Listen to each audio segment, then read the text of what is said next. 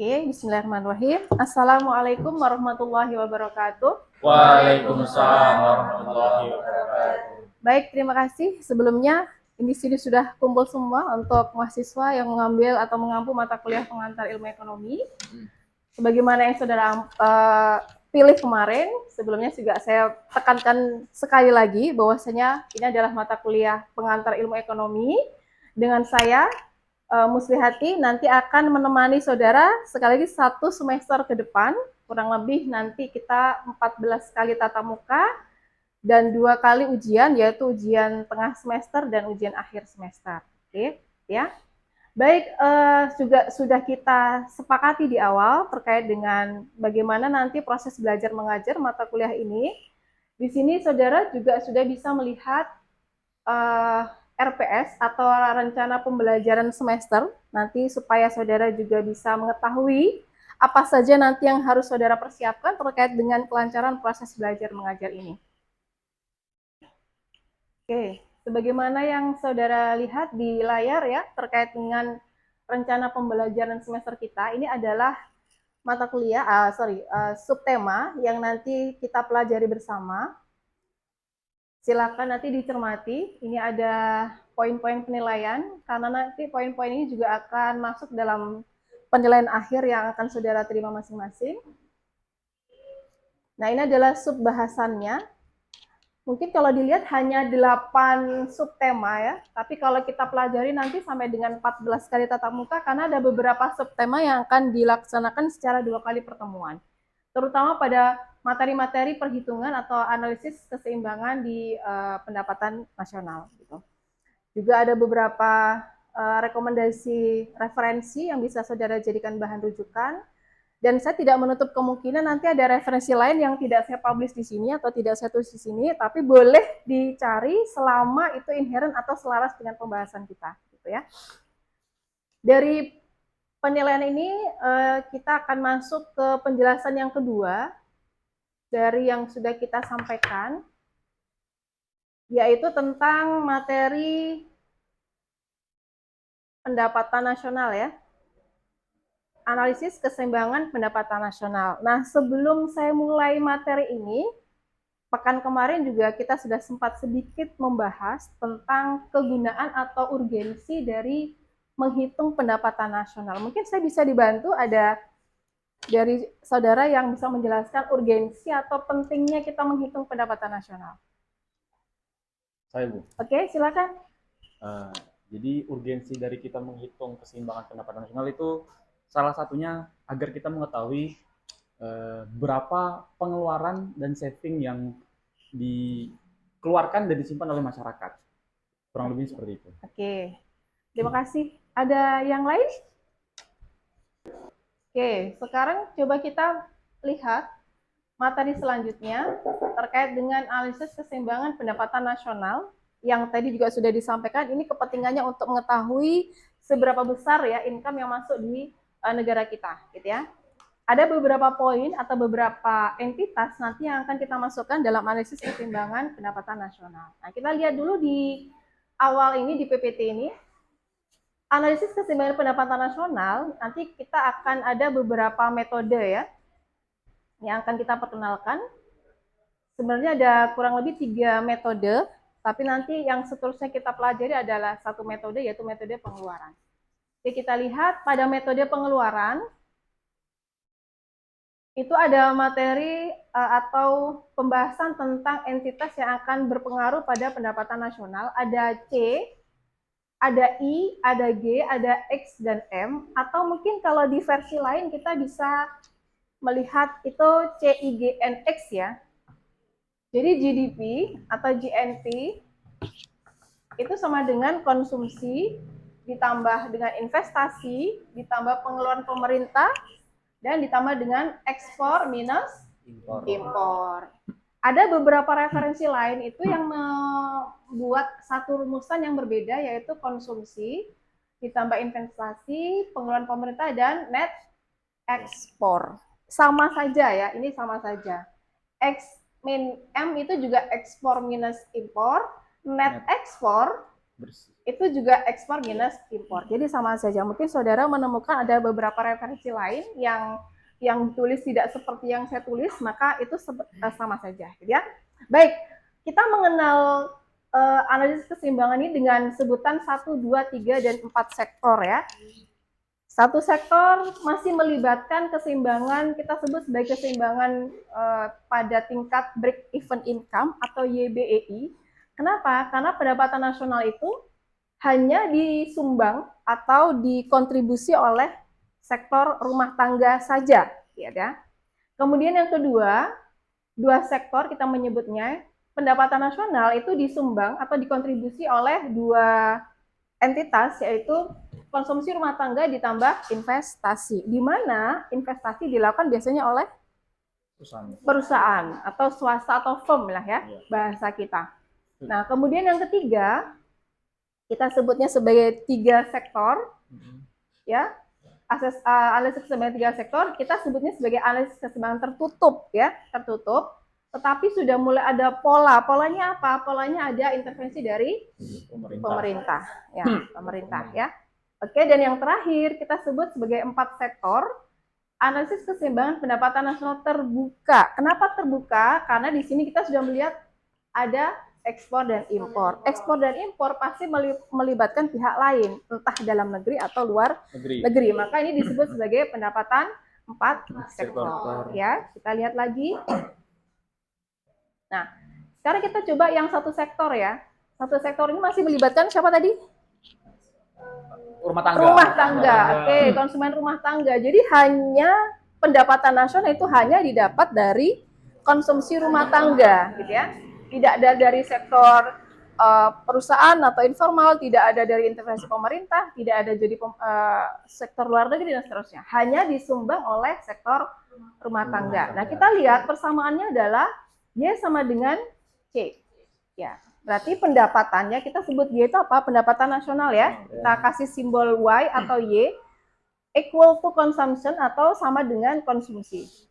Nah, kita lihat sekarang turunannya dari itu adalah konsumsi sama dengan fungsi dari Y atau konsumsi sama dengan fungsi dari pendapatan.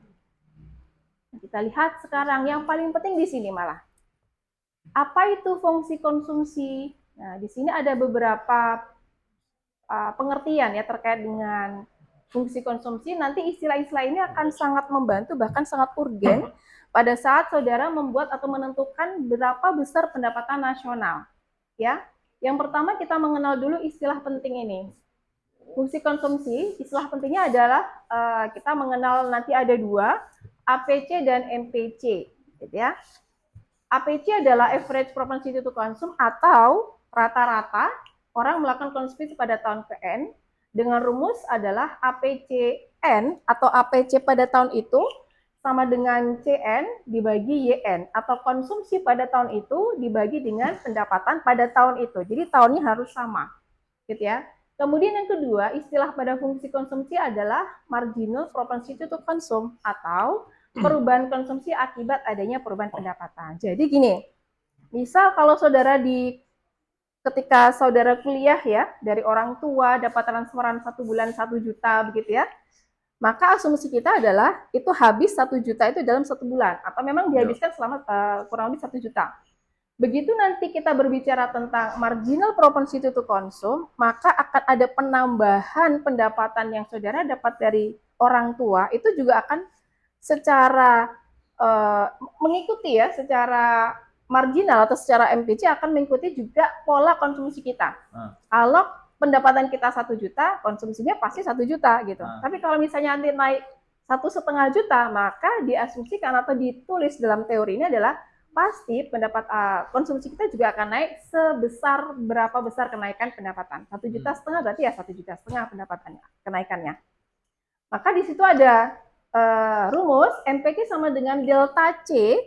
Delta C adalah perubahan konsumsi dari 1 juta ke 1,5 juta dibagi pendapatan dari 1 juta 1,5 juta juga gitu ya, adalah sama dengan CN minus CN minus 1 atau konsumsi pada tahun itu dikurangi konsumsi pada tahun sebelumnya. CN minus 1 berarti tahun sebelumnya. dibagi Y atau pendapatan tahun itu dikurangi pendapatan tahun sebelumnya. Nah, nilai ya, nanti kalau misalnya saudara menulis dan menentukan MPC, ternyata nilainya tidak sama dengan ini, maka harus ada yang dikoreksi lagi, gitu ya. Karena nilai MPC adalah lebih besar sama dengan 0,5 dan lebih kecil dari 1. Tidak usah dihafal, karena ini adalah nilai logika ya. Jadi logikanya begini, supaya saudara tidak keliru nanti dalam menentukan nilai MPC, 0,5 atau lebih besar dari 0,5 itu adalah setengah, ya, setengah. Sementara kurang dari 1 adalah total pendapatan. Jadi logikanya adalah orang melakukan konsumsi itu lebih besar atau hampir semua pendapatan itu akan dikonsumsi. Seperti itu. Jadi satu ini adalah logikanya adalah total pendapatan kita, setengah ini adalah separuh yang sudah kita pakai untuk konsumsi. Jadi tidak usah dihafalkan ya. Itu. Ini adalah nilai MPC-nya. Nah, sekarang selain ada konsumsi, kita juga mengenal bentuk konsumsi. Ini fungsi atau rumus yang nanti saudara bisa pakai ya, bisa gunakan. Ada 5 jenis fungsi konsumsi. Boleh milih ya. Ini ada beberapa bentuk fungsi konsumsi, karena nanti di beberapa referensi juga ada macam-macam bentuk, sehingga saudara sudah familiar dengan kelima bentuk ini. Saudara silakan pilih yang nomor 1 C0 atau konsumsi otonom plus MPC dan seterusnya, atau yang nomor 2, 3, 4 dan kelima itu dipersilakan gitu ya. Baik. Nah, ini A atau C0 adalah konsumsi pada tingkat pendapatan sebesar 0 atau pada saat tidak punya pendapatan sama sekali gitu ya. Setelahnya adalah B atau C atau MPC, kita tadi sebutkan ya, adalah perubahan konsumsi akibat adanya perubahan pendapatan ya. C0 atau konsumsi pada saat pendapatan sama dengan 0. Kok tetap konsumsi ya, Bu? Gitu. Kan logikanya kalau tidak punya uang berarti tidak konsumsi, begitu kan? Tetapi sifat manusia kan tidak mungkin seperti itu. Jadi ada satu kaidah atau konstanta di situ di dalam rumus ini, C0 atau A itu atau alfa namanya, sebuah konstanta yang menyatakan bahwasanya pada saat orang itu tidak punya pendapatan sekalipun, dia akan tetap mengkonsumsi. Untuk hidup pasti harus beli makanan gitu ya, beli pakaian, beli, atau sewa rumah dan seterusnya. Maka dalam kaidah makro atau konsumsi disebutkan itu adalah besaran konstanta. Nah, nanti lain-lainnya tambahan konsumsinya itu nanti kita masukkan dalam MPC gitu ya. Jadi C0-nya adalah konstanta, saat tidak punya uang sama sekali kita tetap berkonsumsi. Yang B-nya adalah relatif ya, nanti semakin tinggi pendapatan atau mungkin transferan dari orang tua juga akan semakin menentukan besaran konsumsi kita per bulan. Ya, next. Sampai sini ada pertanyaan? Oke, kalau belum ada kita lanjut dulu ya. Cara menentukan fungsi konsumsinya. Cara menentukannya bagaimana? Ada dua. Ya, ada dua cara. Yang pertama adalah cara ditentukan APCN-nya dulu atau average propensity to consume-nya. Kemudian menentukan nilai MPC dan ada hasilnya. Dan yang ketiga dimasukkan rumus. Atau cara kedua ini adalah cara yang sangat familiar. Mungkin ketika saudara belajar matematika ekonomi ya, atau mungkin pada saat di bangku sekolah dulu, ini adalah bagaimana cara untuk menentukan titik parabola atau dua persamaan gitu ya. Jadi kita juga mengambil cara kedua itu untuk menentukan besaran fungsi konsumsi dan fungsi savingnya nanti. Boleh menggunakan cara pertama, boleh menggunakan cara kedua. Ya.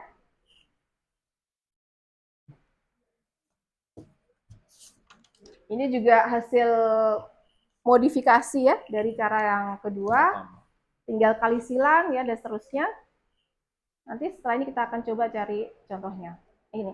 Setelah fungsi konsumsi, tadi kita juga mengenal fungsi saving ya.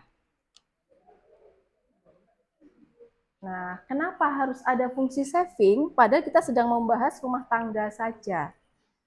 Nah, ternyata kaidah fungsi saving itu diambil sebagai realita bahwasanya manusia tidak mungkin membelanjakan seluruh pendapatannya untuk konsumsi. Gitu ya, realitanya begitu. Pasti ada proporsi meskipun sedikit untuk menyimpan gitu ya. Jadi ini saving. Tadi kalau kita sebut fungsi Y sama dengan fungsi C atau total pendapatan adalah total belanja kita, Maka sekarang kita menambahkan hal yang berbeda. Y sama dengan C ditambah S. Secara realita adalah pendapatan kita itu pasti separuhnya untuk konsumsi, separuhnya lagi untuk saving, gitu ya. Maka tadi kalau kita mendapatkan nilai MPC tadi, konsumsi adalah lebih besar sama dengan 0,5 kurang dari 1, itu sebabnya kurang dari situ apa? Berarti sebagian ada yang di saving gitu. Meskipun proporsi saving pasti lebih kecil dibandingkan dengan proporsi dari konsumsi, ya, gitu ya. Nah, kita lihat ini hampir sama dengan yang konsumsi tadi. Ada istilah yang sama, cuman bedanya tadi APC, sekarang APS, kemudian tadi MPC, kemudian sekarang MPS. Hampir sama semua. Ya, kita lihat nilai dari MPS-nya. Kalau tadi nilai MPC-nya 0,5, lebih besar ya, kurang dari 1, maka nilai MPS-nya adalah lebih besar 0, kurang dari 0,5. Ingat 0,5 adalah setengah. Setengah apa? Setengah pendapatan. Tapi logikanya kira-kira saudara kalau punya uang 1 juta, apakah 500.000 untuk saving? Enggak kan gitu. Biasanya kecil sekali. Maka dia disebut lebih besar. Nggak mungkin sama dengan 0, karena nggak mungkin saving itu 0. Pasti ada nilainya. Tapi dia pasti kurang dari setengah kita. Bahkan bisa jadi ya 0 tadi gitu ya. Namanya saving mungkin sisa dari total konsumsi, maka yang dimasukkan di situ. Contoh misalnya, tadi saudara punya uang 1 juta gitu.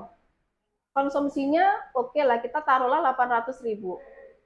Maka savingnya kita buat 200.000. Nah, maka lihat kalau saudara lihat nominal ini, maka nilai MPC itu lebih besar dibandingkan nilai MPS.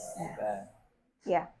Itu adalah logikanya bagaimana kita memahami konsep saving yang proporsinya lebih kecil dibandingkan dengan MPC. Next. Oke ya, sekarang kita coba mencari MPC dan MPS. Tadi sudah ada. Kita lanjutkan ya. Contoh soalnya, gitu ya. Kita lihat bahwasanya ini ada dua C dan 2 Y.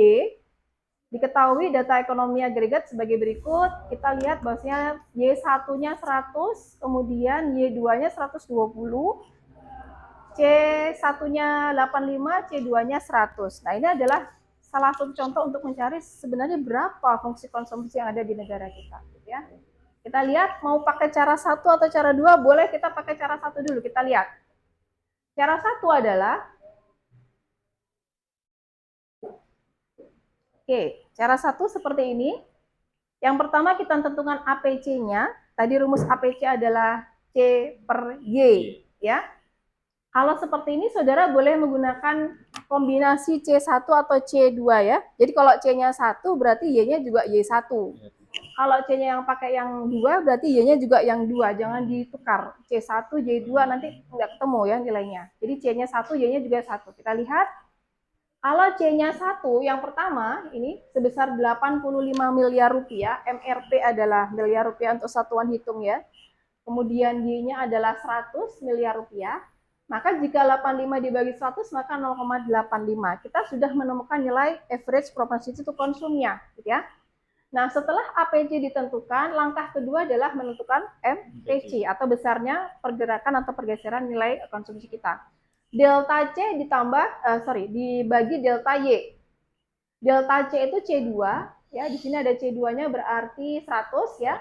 C1-nya 85, kemudian Y2-nya 120, Y1-nya adalah 100 ya.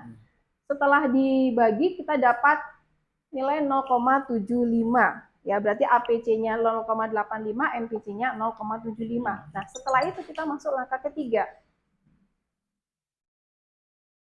Nah, langkah ketiga adalah APC, masukkan rumus APC minus MPC dikalikan Y plus MPCY. Ya. Saudara lihat nanti hasilnya adalah C sama dengan 0,75 plus 10.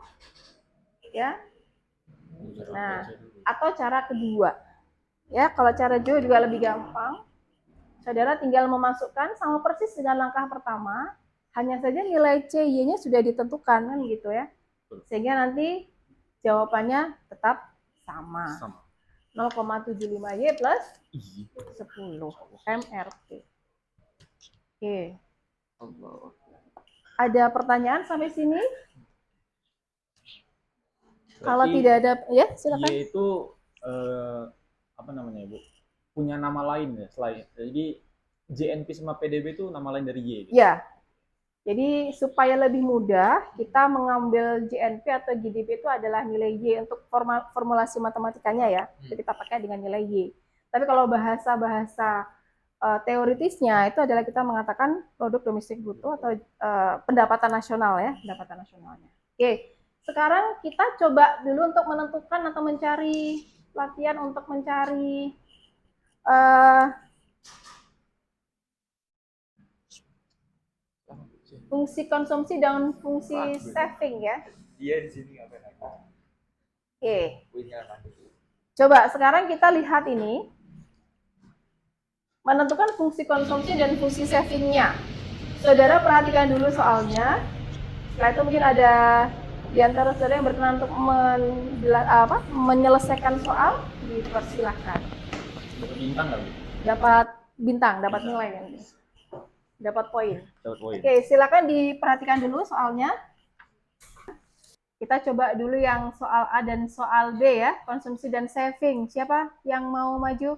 Saya ingin mencoba, Bu. Oke, silakan Ari, coba. Sambil teman-temannya memperhatikan ya, mungkin ada perbedaan jawaban.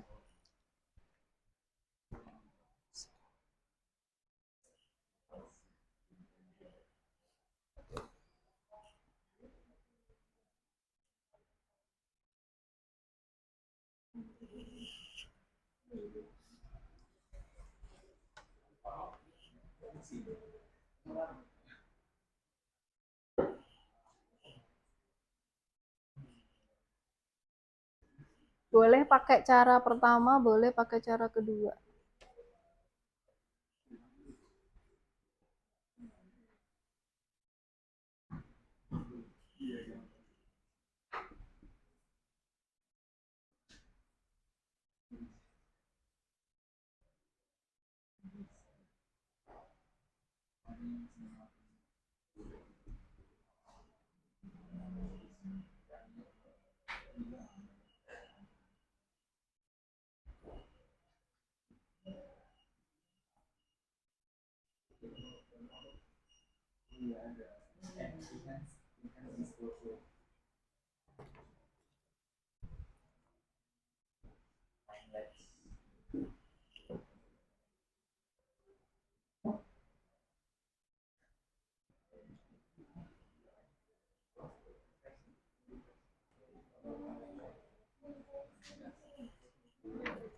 Nah, di sini tinggal masukin rumus. Ini kalau menurut saya ya, ini C-nya ini saya udah dapat 90 dari soalnya. Terus A-nya ini kan lagi dicari. A-nya ini pakai cara aljabar. B-nya itu kan udah dapat 0,75. Terus di Y-nya itu kan di dalam soal itu 100. Jadi saya masukin. Jadi dialjabarin aja, dipindah ruas. A tambah 75. Jadi A sama dengan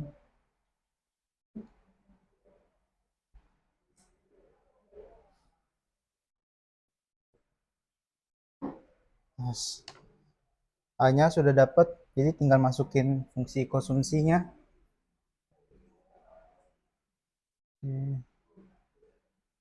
A-nya itu pakai yang fungsi A plus BY.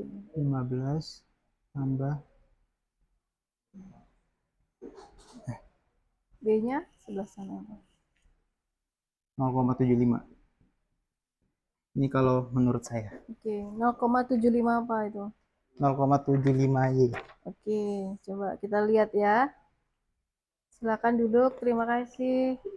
Oke, mungkin ini ada yang mau memberikan Saya, Bu. perbedaan pernyataan atau hal, silakan. Soalnya Beda? iya beda Bu. Beda. Oke. Tapi saya pakai cara kedua gimana? Apa pakai cara kerja? Silakan. Kita coba lihat. Gila. Bismillah. Bismillah dapat bintang. Ya, nanti bintangnya 7. Langsung lulus. Heeh. C1